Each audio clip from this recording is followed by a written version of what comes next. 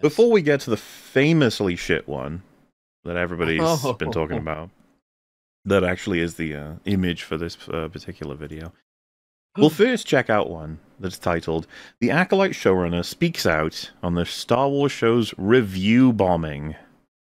So, is that what it is? Review bombing. That's what it is. It's not that people don't like it and are leaving reviews, and there's a lot of people who feel similarly. It's review bombing. Oh, yeah, it's the same thing. It's just how you word it. It's just like the whole, Gamergate was targeted, organized harassment of da-da-da. It's like, it's the same, same shit, different day. It's the same lie, different controversy. Well, hey, we don't know which lie is going to be used. You gotta True, that's right. That's where the fun comes in. So, Leslye Headland, showrunner of Star Wars The Acolyte, has spoken out about the review bombing campaign against her Star Wars TV show, and she thankfully seems to be in good spirits. The Acolyte struck a nerve. I kind of just mean that I'm sorry, it's like spoken out, talked about.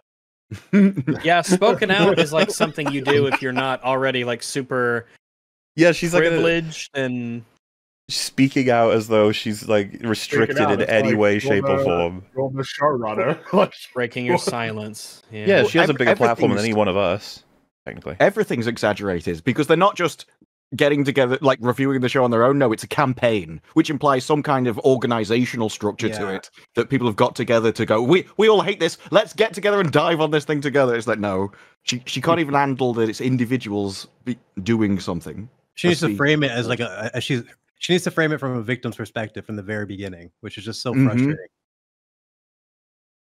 So, The Acolyte struck a nerve among certain audiences well before it even premiered, which made The Acolyte a target of review bombing on sites such as Rotten Tomatoes and Metacritic before its first 2 episodes even premiered. How can you leave a review for something before the? I thought they restrict you on that. Out. Do they? Remember there was a feature that used to be on Rotten Tomatoes that they got rid of, right? Wasn't it Captain Marvel that got rid of this feature where it was like anticipation score or whatever? Yeah. Well, Captain Marvel was the one that was the last big one where they started to like mass delete reviews and stuff. So that's what got a lot of people to be like, "Oh, this is Rotten Tomatoes is just one of those shill sites that is bought and paid for and is in the pocket of all these big companies who want to keep a good reputation on things." Yeah, I'm pretty sure they changed the way the site works for Captain Marvel. Isn't it a feature they removed outright as well? There's something they removed. I think there's 2 things. Something they removed and something they rechanged. Because I think there was they definitely like removed something straight up to protect it. I can't remember what it was called, but it was basically like a meter to imply what the audience thinks or how excited the audience are, and it was really bad for Captain Marvel. So they were like, actually, we don't need this. This is a meter that is not helpful. Can't see this. Yeah, I think it was something like that. Anticipation meter. I think you're right. Something along those lines. Yeah. Now, the Star Wars TV show is sitting at a 14% user score on Rotten Tomatoes, and Headland has finally gotten to speak her piece. That's how I felt. I was like, I'm surprised it's as high as 14. 14 out of 100 people have on average, brain damage. Well, it was 13, but then they had a lightsaber fight and it went up. Ooh. Naturally. See, they need to put that in the first episode. Oh, well, she did make that the first scene. That was probably the idea behind that. She's like, see, look, lightsaber. You like them. Yay, lightsaber. Well, then you killed the character that everyone wanted. When prompted by Collider, Headland is given the chance to respond to this phenomenon. Okay. It is technically a phenomenon. It is. I guess, yeah. It makes it sound supernatural, though. Like it's come out of the ether to attack it. Is gravity a phenomenon? Is like, I guess sort of. You can say in the same way that like Tuesday afternoon is kind of a phenomenon, but not like really. But technically, that's the best way to refer to time. This time is a phenomenon. Is like, I guess. Which she insists was expected. Okay, Headland shares the truth that, quote, if you're in the Star Wars fandom, I think you already know what review bombing is. It's a universe. What's with all of this? Like, why is it written like this instead of Headland said, not Headland shares the truth that? Why is it all written like this? Because, you know what? I think the article agrees with her. That's my impression. Yeah, it's defensive. Yeah, defensive from the very beginning. It's just a little gas. Something that goes back to the Star Wars prequel era with Star Wars Episode 3, Revenge of the Sith. Why specifically Revenge of the Sith? Wait, why 3? Wasn't I that thought the people one- were really... Wouldn't it be Phantom Revenge of the Menace where it started? I would have Yeah, thought you'd with pick the- Phantom Menace or Attack of the Clones before Revenge of the Sith, yeah. No, for Anakin, all the people shitting on his performance.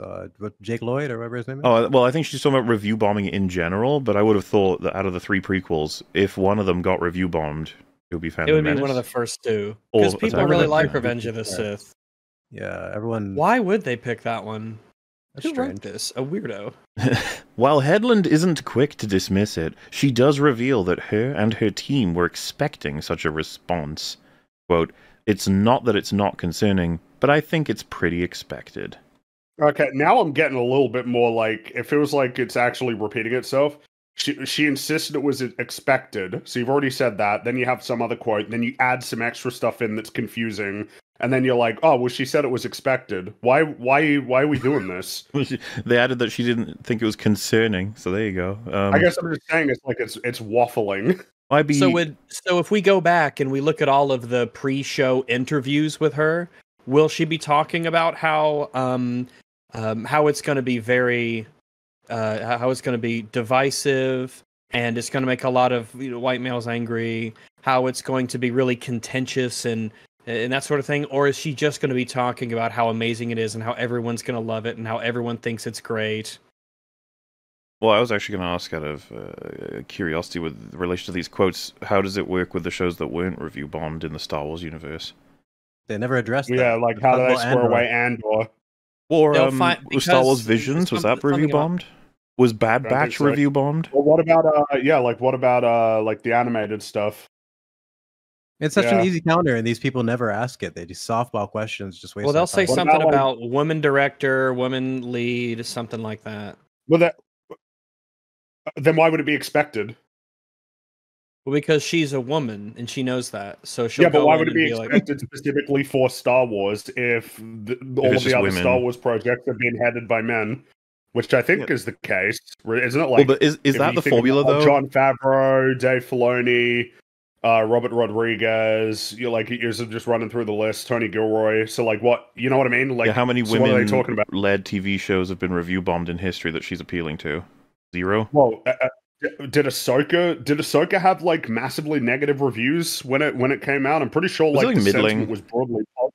I think so. It wasn't like overwhelmingly negative. Obviously, there were plenty of people who were positive about it. Episode 5 would have been given 10 out of 10 everywhere, but yeah, I don't know about. I'm not sure what history she's. Oh yeah, because Obi-Wan Kenobi was what was her name? Deborah Chow. something. Chow? Yeah. Deborah Okay, Chow. so that'd be the only other one then that you could point to, and that was that.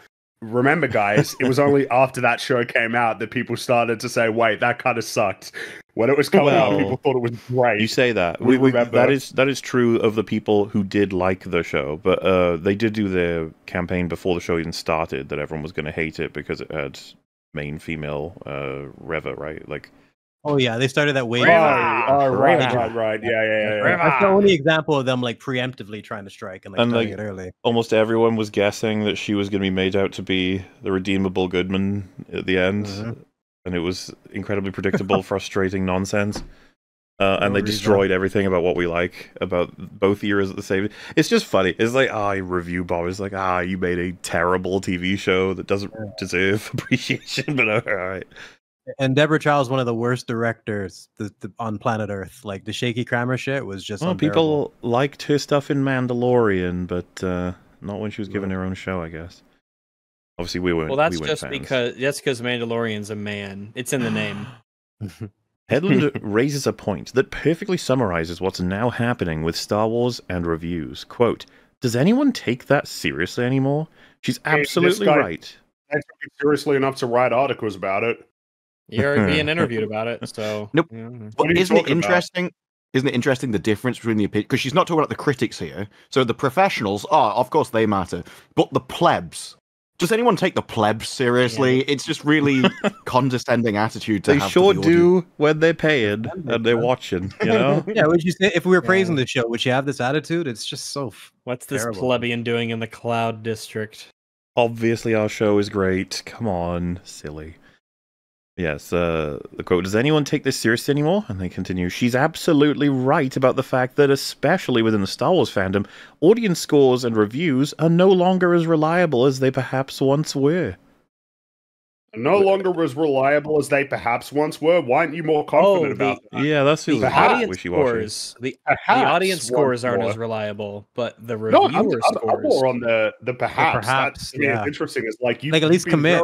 It's been really strongly worded so far. It's like, well, but perhaps they're not as reliable as they were before. It's like, oh, you think you'd be willing to commit when this is like the third time you're trying to make this point in this paragraph. Like commit at least. Like it's so weasel words. Well, then, of course, not used by actual weasels. Addressing the point, what would you guys say? Have aggregate sites become less or more reliable as time has gone on, or neutral? I have no idea. I don't know, but that mostly speaks to I don't know what I thought of them years ago. I've never taken them seriously, ever. I don't trust them. Yeah, I don't trust them now. That's for sure. I doubt I ever did. But I certainly don't now. I don't know how I could ever be making like definitive arguments about how could I possibly know? I think people are more open to the idea that critics don't have all the answers, and you have to like cross-reference and like actually go and do a little bit of research for yourself. That's usually how it starts for everyone, right? Because they probably had more credibility before because people didn't understand how they got to the scores they had beyond like it must be professionals and it must be statistical. It must be, you know. But these days, it's like, who fucking knows where these numbers come from? Mm-hmm. But the thing is that they're talking specifically about audience scores rather than like people's perspective on critic scores, which I would say it seems like the attitude on that has become more negative just across the board. Yeah, like whether it's, film, television shows, video games, that people are becoming more and more cynical about review scores from like professional outlets. Seems that way, but again, that just seems like it. If something is definitively stated as an audience aggregate, I feel it's taken as seriously now as it ever really was. You just sort of see the number and you're like, I wonder if that means that or that means that, or if it's a fake number. Critic scores, though, and critic reviews, I feel like they have actually just shrunk over time. Worthless. In terms of, like, if there was any prestige to it, nobody really thinks much of it anymore. Especially, it was just too many examples of the review scores being in opposition to the audience. Yeah. And I mean, if the audience don't take you seriously, there's no one left to take you seriously. Mm-hmm. I find the most use now is the ratio between the two. Like if they match up, or if they're both 0, or one's way out of proportion compared to the other one. Like, isn't this like 14 and 80 something? This show right now, Acolyte. Yeah. See, when you see that, like that's just glaring. Anyone who understands math, like there's a problem there. There's some type of disconnect. Like, and I think. Yeah, the ratio is what gives you the most information. I think what I'm fascinated by, I suppose, with articles like this is what's your goal here? Like, do you think that you're going to essentially convince people that their negative feelings towards the show are wrong? What's your goal when you tell them something like this? That they go, oh, actually, I like that show. That's the hope, to convince us all to stop being so mean.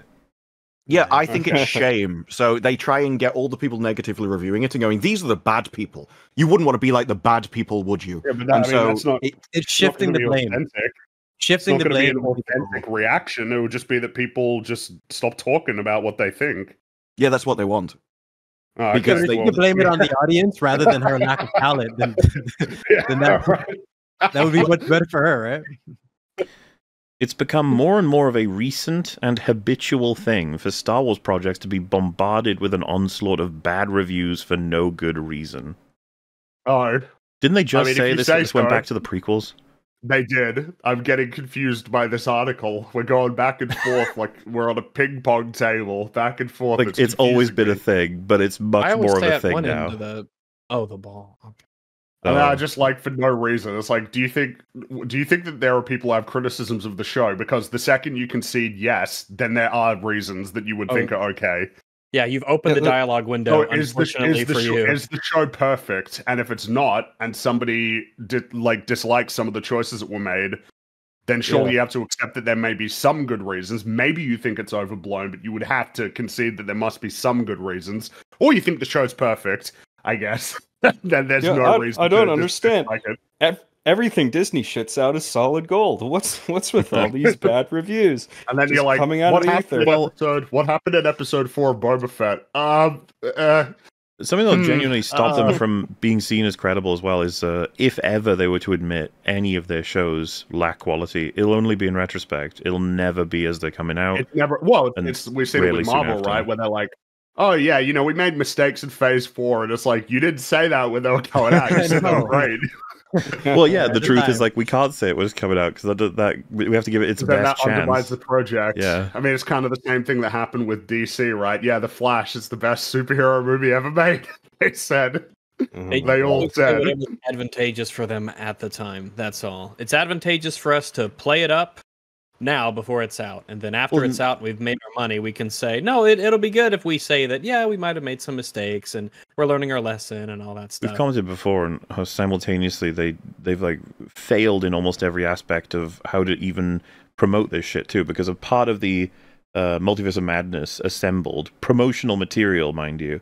They have in there the boast from the writer that his original scripts are thrown out and he has to start stuff in the first day and that'll get thrown out and it's just a matter of trying to stitch these fucking things together in the middle of whatever amount of time they can find. It's like, why would that even...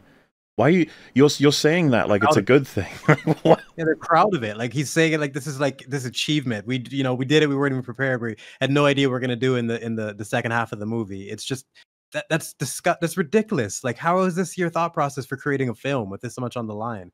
Characters that you didn't create, continuity that actually matters, and like that one made money, right? But if it hadn't, they probably would have in retrospect been like, maybe we should have given more time for that. Crazy. Well, I guess making money doesn't necessarily because Thor, right? He's looked back on that. Chris Hemsworth, that is, has looked back on Thor. Oh yeah, I was talking about Bob Iger specifically, right, where he said about the Marvels that it was they made a mistake there. Yeah, Marvel was pretty much. He said that there wasn't enough supervision over the production on that one, which is funny. It's like they want to simultaneously kind of throw it under the bus, but also not. It's kind of funny. I mean, I wish the interviewer had pushed further, been like, "Are you saying this? The director needed to be told what to do because she didn't know what to do?" And he'd be like, "No, I would never say that." This is the time for honesty. Yeah, just get some actual interesting answers out of him sometimes. But yes, onslaught of bad reviews for no good reason, which attempts to drown out both the praise and the valid criticism. Really, the valid criticism. It's getting drowned out by the mean old review bombers. That doesn't even make sense. Everyone's fucking reviews are on there. Go have a look at them. Go find the valid ones. No, how's it drowned? Yeah, you can talk about them whenever you want to. You don't have to be prompted to do so. Oh, it's appealing to people who don't even use the internet. It's like we all know that you can go scroll through and see exactly, see all of them right there and get all the information you need. This crazy deflection she's doing is bizarre. So the next line is, "This happened back in 2011 to Revenge of the Sith." Okay, so what? Okay, being review bombed to Revenge of the Sith. Oh, sorry. 2011? I thought you were going to be more. Yeah, 2011. I think you're 6 years too late on that one. Well, so is that the point they're making, that something happened? What happened in 2011 to Revenge of the Sith? I think they don't know what they're talking about. Nothing happened in 2011. Was there like a remaster re-release or? Was there like a Red Letter Media video that came out on Revenge of the Sith? That would be very funny if that's the way they've... She wouldn't be referencing that. Yeah, I got that. I think she has no idea what she's talking about. I got the date wrong. That's... I didn't even entertain that because I just wouldn't have thought they could get that wrong, so... I don't know now. Now I'm confused. Yeah, but this is a woman who said when they asked her like, "What's your favorite Star Wars movie?" She said, "No, this is the writer of the. This is the writer. This isn't her. This isn't article. There's no quote. Okay. Yeah, it's not in quotes here. Maybe it's probably just typo. Wrong. Yeah. But typo. I don't know. But usually a typo is like you hit the wrong key rather than you just type out in full the wrong year. I'm locking my vote for incompetence. I'm trying to find because you might be. What if they are referencing when the release of the Plinkett reviews were? Well, apparently the Red Letter Media review for Revenge of the Sith was 2016. So When did the Phantom Menace one come out? That was 2016. Wait, are you checking the YouTube upload date? Oh no, it was said in chat. Because I got here. Stoklass's review of Phantom Menace was published to YouTube in 2009. Okay. Okay, so it can't be that. I'm looking for a actual becoming very popular. Blah blah blah. Subsequent Plinkett reviews have covered the James Cameron films Avatar, Titanic, Star Wars Episode 2, and Episode 3. So does it have a date for Episode 3? No. If that one was 2011, which very well could have been. Is that the date they're choosing? I like how we have to do research into what the fuck they mean on this interview. It was that the Blu-ray for the originals got released in 2011. Oh, maybe that's it, yeah. So maybe there was something to do with that. Okay. It would be nice if they included that context. It would be nice if they told us what the fuck they meant. Yes, that would be very helpful. Well, I mean, I'm also entertaining happily that they think Revenge of the Sith released in 2011. That's just funny. 2011. That's why I'm sticking to that. Like, it might straight up be just incompetence. Like, so anyway, but also has also since happened. Right ahead. I've seen some cringe. Sorry, continue. Interrupted to say there was stuff coming. I'm sorry. I saw it and I couldn't help myself. I see cringe coming. Cringe inbound. My cringe star is going off. I do think it's funny though that they followed up with like again referencing Revenge of the Sith after saying it's only recently it's become more and more of a problem. And it's like they went to Revenge of the Sith, then went forward, and then went back again. But has also since happened to an extent with Star Wars: The Last Jedi and more severely The Acolyte. So they've bobbed back again. The passion Star Wars fans have for the franchise can, like the dark side inside the Star Wars universe, corrupt certain audiences. Dude, cringe. That's cringe, yeah. That's pretty lame. You guys are Sith. Don't like the Acolyte. That's right, we fuck. What are we supposed to do with that? Like, that's the dark side when you give a negative review. Yes, I'm just you're becoming the Sith because you don't like the Acolyte. Jeez. Rings of Power did the same thing. Why can't you be like the Jedi that we're implying are evil, I guess, or something? Rings of Power literally said if you give them a bad review or argue against what they're doing with the show, you are patently evil. Yep, yeah, I remember that. I remember that. Like, both of them. Yeah, that's what I'm saying. They do use their own version. They have the dark side. But just trying to like, will smite you if you. I like the idea that the person who wrote that and had a smile on their face, like. I slipped in a Star Wars reference in here. Clever, very clever. Who do you think you're convincing with this, though? Like anyone who actually understands what's going on with the franchise can see right through this. Like it just makes me wonder. Like just the lack of self-awareness is just shocking. And then they have a shrine of Mark Twain and they bow before it. It's like, are you pleased with my wit, Mr. Twain? You just no. No, I'm very disappointed in you. All right, bye-bye. Like the dark side inside the Star Wars universe, it corrupts certain audiences to react in vitriolic ways when their expectations are not met or are subverted in a way that dissatisfies them. You could just say it was shit. Why? No, yeah, why we can reference Star Wars in the Force. That's what's bugging me here is like, can you seriously not entertain the idea that people just don't like it? Coupled with all the criticism, valid criticism, there is obviously a lot of vitriol, but I don't really blame people for being angry given how much Disney has been shitting the bed constantly with this IP ever since they bought it.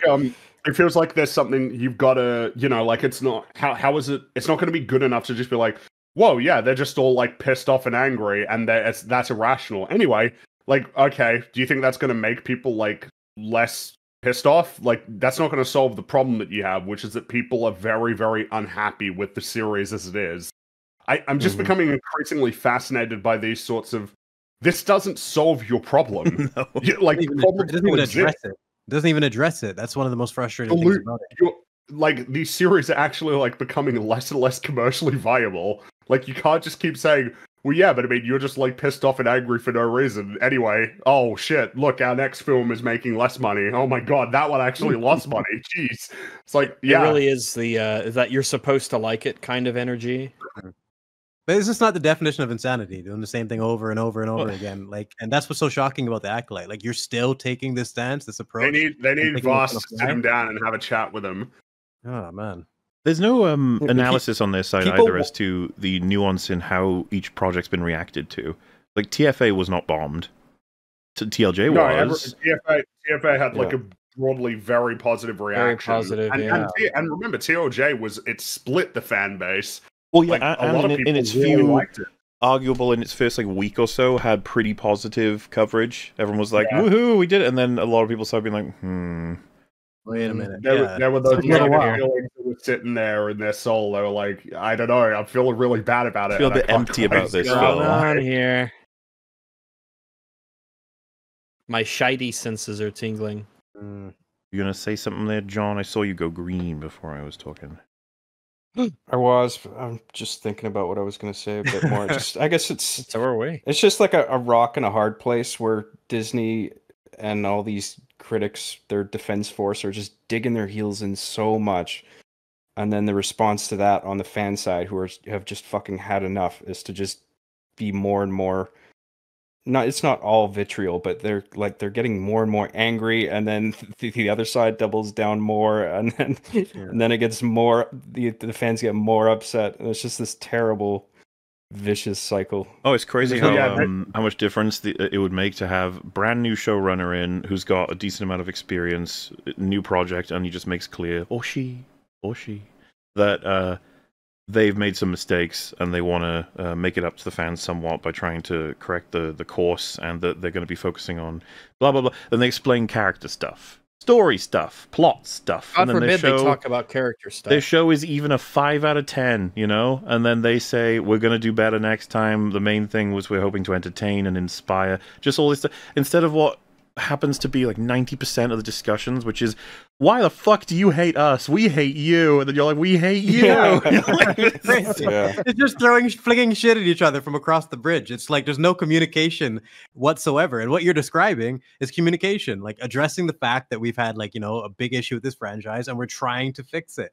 Like, that's it. Just say it. There's enough people that love this shit that just a little apology, a massive apology, a heartfelt apology, and like an actual attempt to make a proper show, and like a legit trilogy, a one great trilogy would get people on board. I think that's all it would take.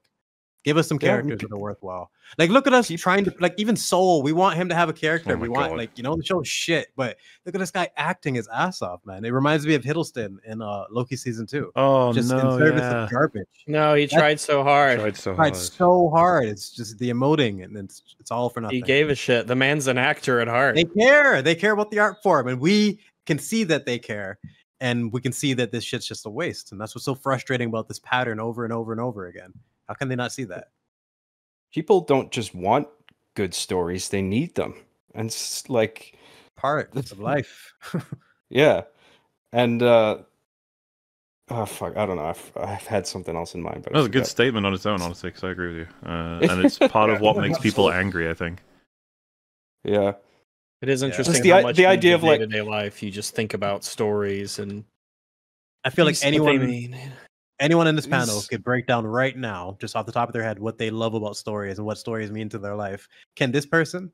I would love to see like them just describing the art form of storytelling. Just not Star Wars. Just tell me about storytelling and what it means to humanity. You fuck. Like, explain it. Make sure you add that at the end when you ask them in real life. You fuck. That would make the interviews a lot more entertaining. Fuck yeah, they would. All right, this is spice it up at the end, yeah. This is precisely what's been happening with the Acolyte. The sheer uniqueness of the project has caused it to be met with resistance from the very beginning. God. There we go. There it is, boys. There's our analysis. It's unique. You've nailed it. This has never happened before. Sorry, I've seen some more cringe. The uniqueness of the project. This is a trend that the Star Wars fandom cannot continue. If this continues to be the response to the new Star Wars projects, then this galaxy is going to fizzle out.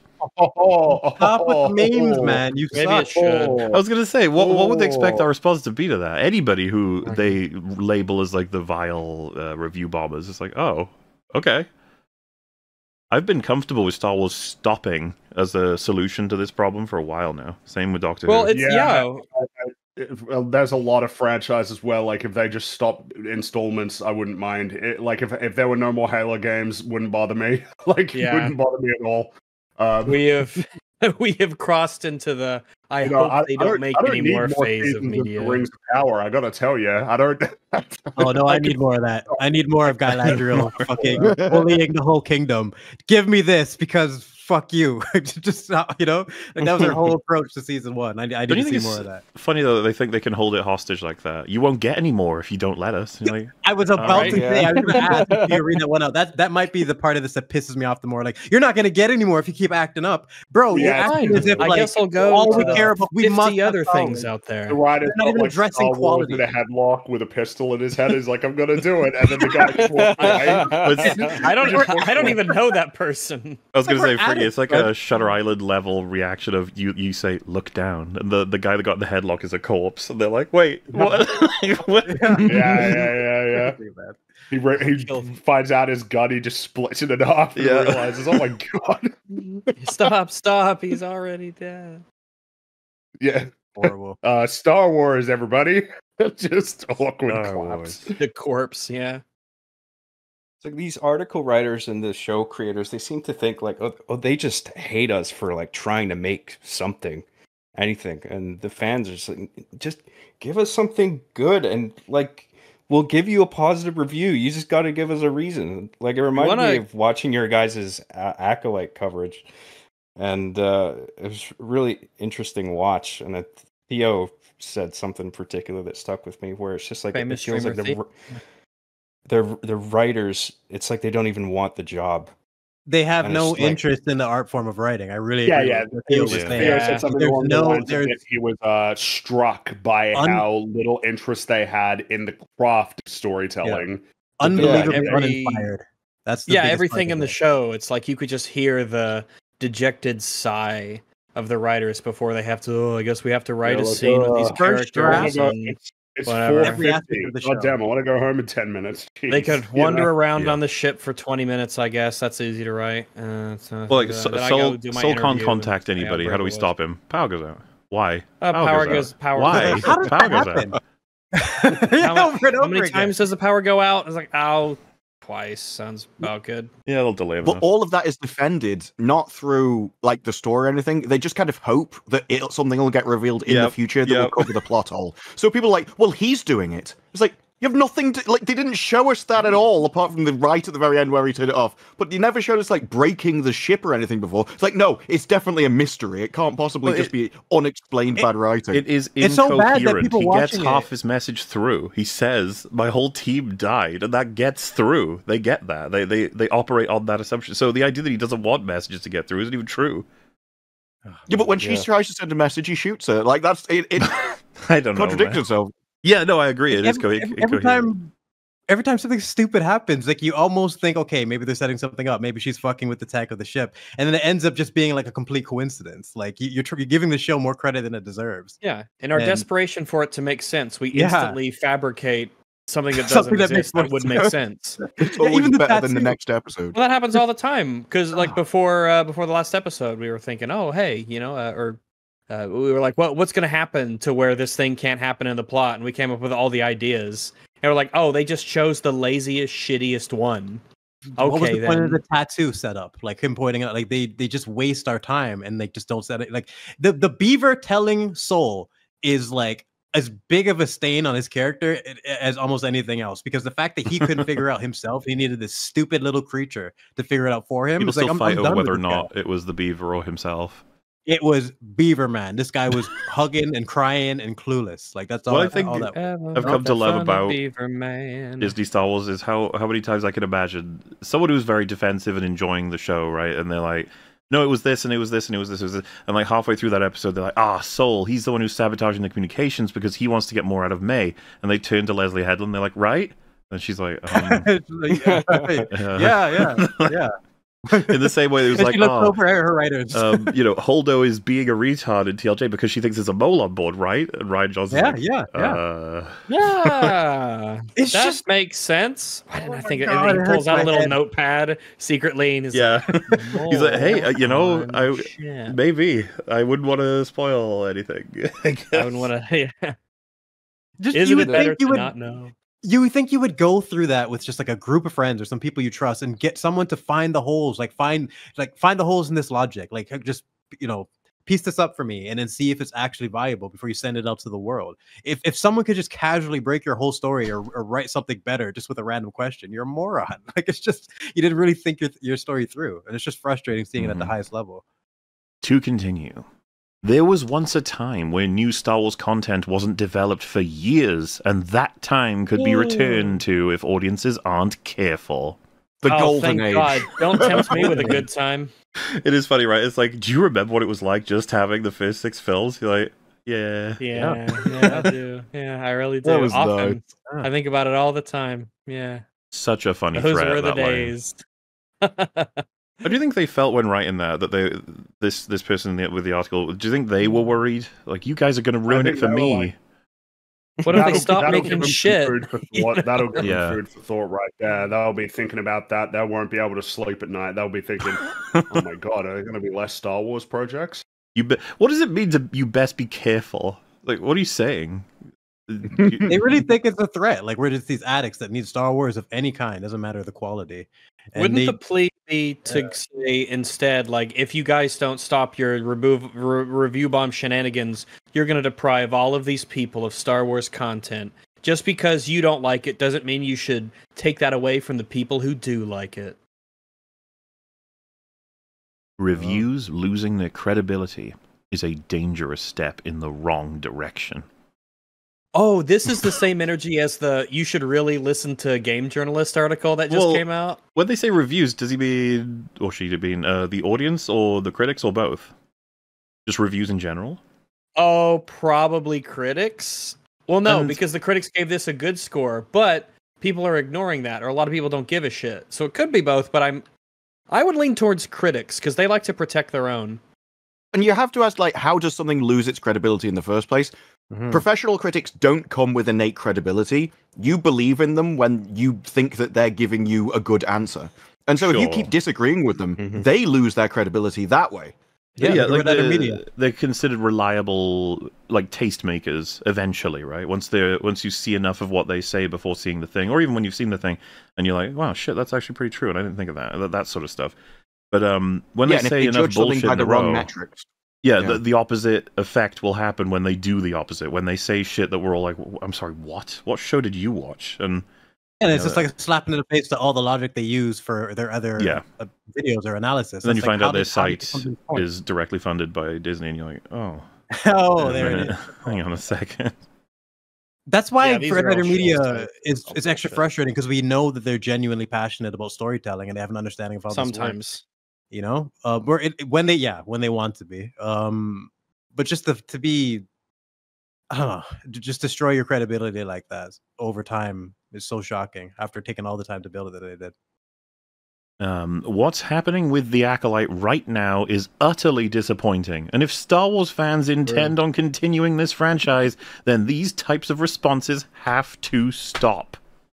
What I think is funny about that is that when you said what's happening with the Acolyte is disappointing, I was thinking of the Acolyte, and they were thinking of the response to the Acolyte. Yeah, it's like, it is really fucking disappointing what's happening with the Acolyte. It's a really shit show. You know, someone in chat just said it was really fucked up that they were writing this article with the starving children in Africa. I don't believe it. Crazy, man. Another fucking ridiculous part of that video. Holy shit.